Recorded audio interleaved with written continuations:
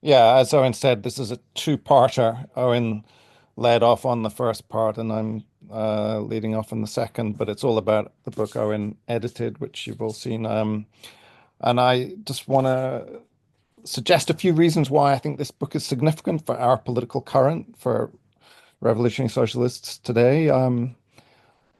So I'll throw out a few reasons and we can discuss. Firstly, this is the first serious book-length work that really develops the state capitalist argument. The first that we've seen in a long time, I mean. And by the state capitalist argument, I mean that the case that the so-called communist states are actually capitalist states in disguise. There's more to it than that. I'll get to that in a minute. And a second reason why the book is so relevant to us is that it registers that there's been a historic shift in the so-called communist countries. Um, when I was a lad, most of them were in Europe, Russia and Czechoslovakia and so on. Now, none are in Europe. One is in the Caribbean, that's Cuba. Most are in Asia, that's Vietnam and Laos. North Korea and China. North Korea and China have been so-called communist countries for 76 years. That's longer than Russia. Its so-called communism lasted only 74 years. So from that angle, it's high time that there's a book that looks at East Asia from the vantage point of state capitalism theory. And we owe a great debt to Owen for having delivered. And thirdly, a third reason why it's so relevant and important, I think, is that East Asia is not only interesting for state capitalism theory due to the presence of China, Vietnam, Laos, North Korea. It is also the location of some of the most statish versions of capitalism in the Western camp, too, above all, South Korea. So the book includes a chapter on South Korea, how heavily statified its economy was in the 1960s and 1970s with the nationalization of banks and with five-year plans pretty similar to the Soviet model, even though in South Korea this was a very loudly anti-communist regime. Um, I should say as well a little more about why state capitalism theory is critical to our theory and practice as revolutionaries. Partly, it's central to our argument about communism. Communism is not something that can be imposed by tanks, as were the regimes of Eastern Europe. It is communism we understand as revolutionary work of democracy, and as such, it's the antithesis of the Stalinist and Maoist regimes and so on. And the state capitalist approach is, I think, the only theory that can really make sense of those regimes. If you disagree, I look forward to discussing in the Q&A and hearing the arguments. State capitalism theory is also central to our understanding of capitalism. Now, if you're theorizing capitalism, of course, you, as a Marxist, will rely heavily on Das Kapital. But the focus of that book is on commodities, wage labor, capital, obviously, and crisis. Um, where does that leave the state? Well, at one point, Marx, when he was mapping out the book, he envisaged capital as the first book in a series of six. Capital, landed property, labor, foreign trade, the world market, and the state. Unfortunately, he died before he'd completed even the first of those on capital. Now, that book also includes lots of chapters on labor, obviously, and rent. Um, so arguably the books on labor and landed property were folded into it, but not the books on foreign trade or world market or the state. It's a pity he didn't survive to write those, because if the state is theorized as the interstate system, as I think it should be, all of these categories are international: foreign trade, the world market, and the interstate system. It's in these dimensions, the world as a whole, that capitalism forms and operates. And so really to theorize capitalism in its origins and evolutions, you have to take that global approach. Um, and states play a key part through interstate competition, etc.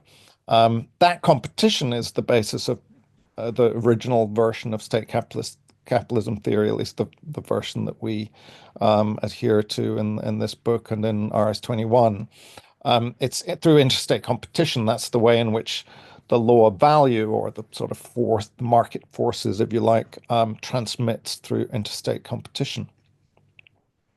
So what I'm suggesting then is that state capitalism theory isn't simply an approach to understanding the so-called communist bloc or societies. It also operates at that deeper level of analysis. It's about the nature of capital relations themselves. These are never simply economic. Capital relations are, yes, of course, about exchange relations on markets, selling on markets, etc. But they're also about power, and the organization of exploitation, economic power. And in all of this, businesses have an indissoluble link to state power. I mean, for a particularly ugly and naked example of this, look at Trump and his billionaire friends. But in general, this is the case. So states don't simply, on the international sphere, in the global market, states don't simply bat on behalf of their businesses. They're driven to intervene in muscular ways in the economic field, in all in all its dimensions. And at some certain conjunctures in history, they intervene very directly indeed. They take over entire sectors of industry. When are these conjunctures, and why does the highly statist forms of capitalism emerge at those? Well, I would highlight four main factors here. The first is the scale of organization of leading industries. If we caricature just a little bit, in the 18th century, the scale of ownership and production in most of the leading industries in a country like England or Britain was local. In the 19th and early 20th centuries, it was national, and from then onwards, it's been global. I think, for example, of industries like wheat or beer or iron or furniture or vehicles. To all of those industries and to many more, that sort of local, national, global breakdown applies. A second factor is geopolitics. At times at times of intense interstate rivalry, especially, including arms races, including wars, states tend to take over the arms industry and other strategic sectors, in particularly those that provide input into the arms industry, but well beyond that as well. And now many features of the Soviet economies, including the emphasis on heavy industry, including the very high savings ratio, including allocation by direct political command, including the use of ideological appeals to enjoin the population to increase output. All of these are absolutely typical of war economies in the 20th century. 19 in this regard, in its economy and those other features that I mentioned, 1930s Germany was quite similar to 1930s Russia, and wartime Britain wasn't all that different either. So the first was scale of organization of leading industries. The second is geopolitics. A third factor is we can summarize as catch-up industrialization. What I'm talking of here is where states use their power to push to force through measures to industrialize, to funnel revenues to certain industries, to strategic industries, to suppress popular consumption in order to siphon more revenues from the population, and so on. This is what Trotsky was talking about when he described Russia under the czars in the late 19th and early 20th century as seeing capitalism emerge as the offspring of the state. So that catch-up industrialization is the third factor. The fourth factor is whenever we see major economic crises, we tend to see some extra degree of state capitalism. An industry goes under, the state might take it over, especially if it's a crucial infrastructure sector like rail or telecoms or whatever. And so if we take those factors together, they help explain why a particularly sort of extreme, if you like, or form of state capitalism predominated at certain times and in certain places in the 20th century. We found it in and find it in particular economic sectors where natural monopolies exist, as in the transport sector, or sectors that are seen as strategic, oil, electricity. Many of the world, the most of the world's biggest oil companies are state owned. They're state capitals. State capitalism thrives where states are trying to punch their way to the top of the world hierarchy. They thrive in societies that are geared to war, which is why Germany in 1914 to 1918 was an example that inspired a lot of discussion on the role of the state in theories of imperialism, etc.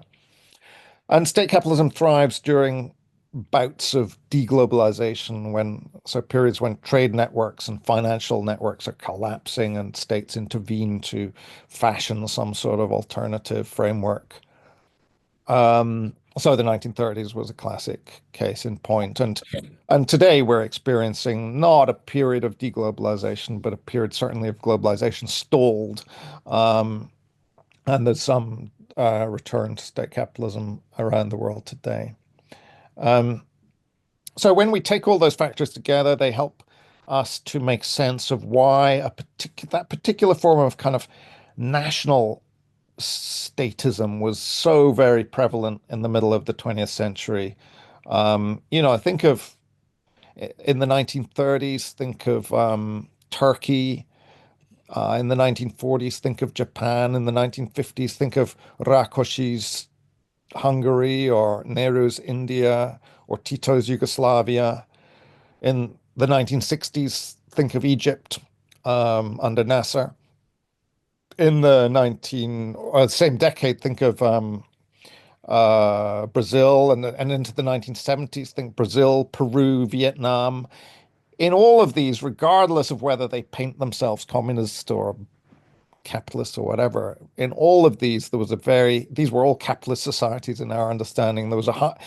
But in all of them, there was a very high degree of state ownership, state control, particularly of strategic industries, but broader than that as well. And many of them saw a kind of steep ascent industrialization with central planners trying to force through growth as rapidly as possible. All of them saw a bias towards heavy industry and a large arms sector and relative autarky. In quite a few of them, we had rule by a single party. In some countries, communist, in others, it was called something else.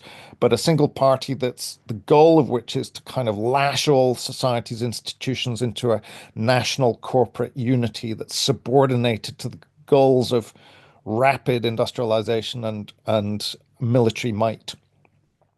And I think to understand uh, the last 200 years using state capitalist analysis is really crucial. It helps us to make sense of the commonalities among those different regimes. And we can be grateful to Owen with his book for taking this further and focusing on the commonalities and some differences among the East Asian state capitalist powers and regimes today. Um, I would just say one other thing about the so-called communist regimes. In a very superficial sense, this has been, their existence has been wonderful for the promulgation of Marxism. More people know about Marx as a result, but it has come about at the cost of its complete bowdlerization. Um, I recall when I moved to East Germany in 1989. Sorry, hang on just a second. It's doing it too. Sorry about that.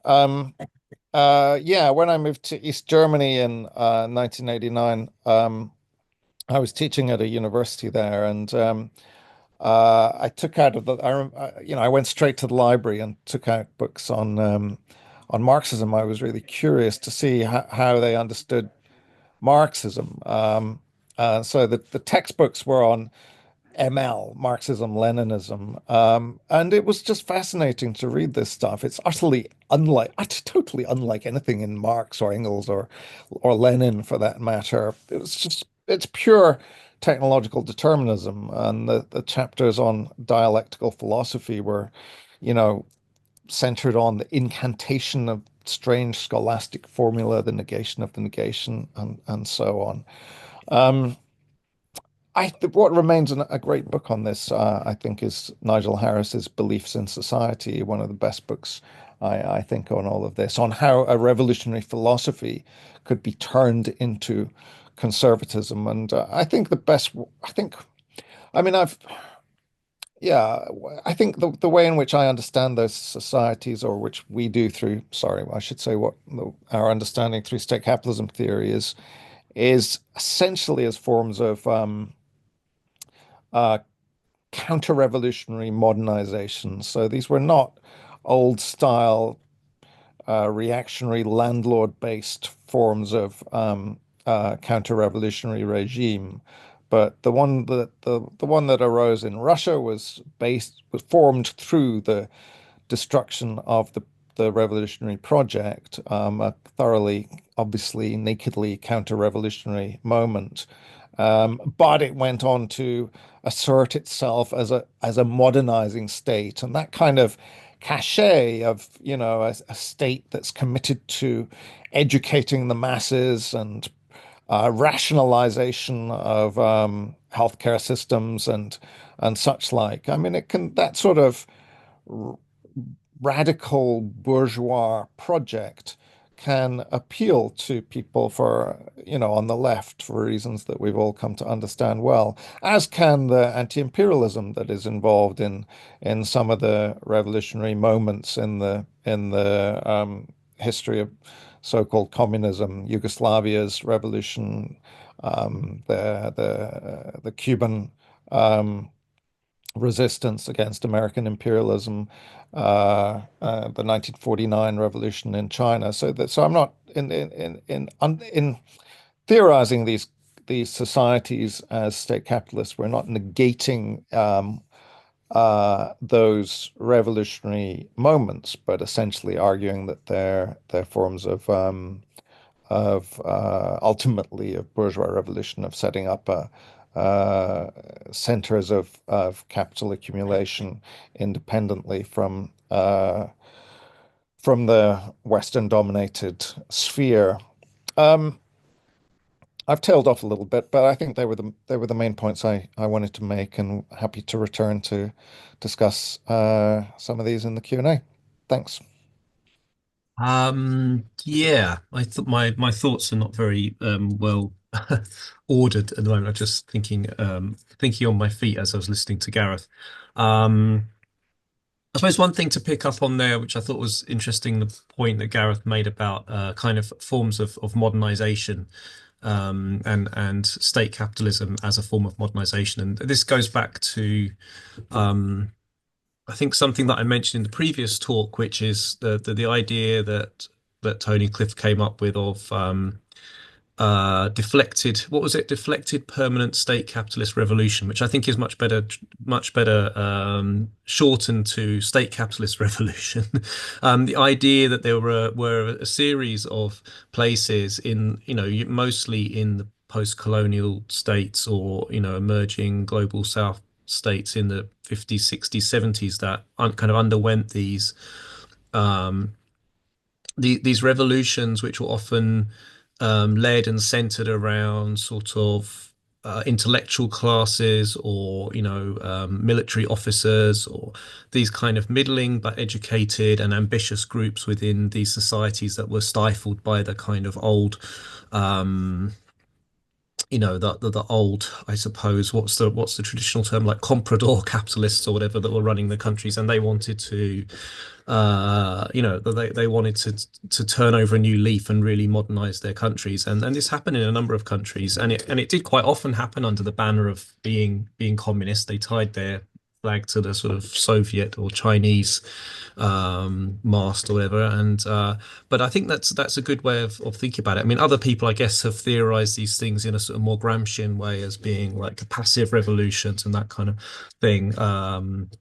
Where there's not actually a revolution from below. There's a kind of, I suppose, a kind of revolution from the middle or above, which is able to put the society kind of on a new footing and carry out a number of reforms which weren't possible previously. That's not a socialist revolution by any means. I mean, you very much see this, for example, in North Korea in the late 1940s. I mean, I was just teaching this to my students today, but you see them introduce in 1946 when the Soviets have come in and occupied North Korea, a whole series of modernizing reforms, which in certain sense are very impressive when you think about this country having been a very, very, suppressed country under Japanese colonial rule. And suddenly they're bringing in, gender equality law. They're bringing in labor laws, which limit the working day to 8 hours and ban child labor. They're nationalizing industry. All these things, right? Sound great, wonderful. At the same time, as I tend to say to my students, well, these are kind of things that we would expect in a modern society. Like we would be very, we would be any kind of liberal, modern liberal democratic state would be not seen as a modern liberal democratic state if it didn't have labor laws and it didn't have gender equality laws and so on. In that sense, these are radical in the context, but not in any sense socialist reforms, as they were keen to call them. I mean, one other thing I was going to comment on um, maybe is the question of law of value, which I suppose Gareth touched on as well. But one thing I wanted to mention with that is just, and this is really since, I guess, since the book was finished, I've just been reading a bit more about various aspects of this. And one thing I find very interesting is the way in which actually the Soviet Union itself sort of reworked its thinking around the law of value. I think it was in the late 40s that Soviet economists declared that the law of value did operate in the Soviet Union. Um, and apparently, I mean, Stalin himself was quite engaged with this debate and so on. So this kind of bizarre idea that you can have a post-capitalist state in which the law of value is operating, and I mean, to recognize that the law of value is operating, presumably, ultimately means that you have to, as Gareth was saying, recognize that you're part of a system of competitive capital accumulation in which you are sort of ultimately beholden to certain competitive forces, i.e., in this case, the forces of sort of international, interstate competition and interblock competition. I think one of the contributions of the book actually is in the chapter about Mao's China, in which the author Kim Jong-uk, who's a Korean socialist, has managed to dig out some fascinating primary materials about the way in which the Chinese ruling class was actually thinking about the law of value in a way. I mean, in terms of the fact that they were carefully studying exactly, productivity in the Western countries and, how China, what gap China had to close in order to get anywhere near sort of competing, and actually it shows a mechanism. That chapter, I think, shows a mechanism quite clearly through which the law of value was operating in China in the 1950s. Anyway, that was just an interesting little additional thing which I thought I would mention. I don't think I have anything else. It's probably better just to move to some discussion.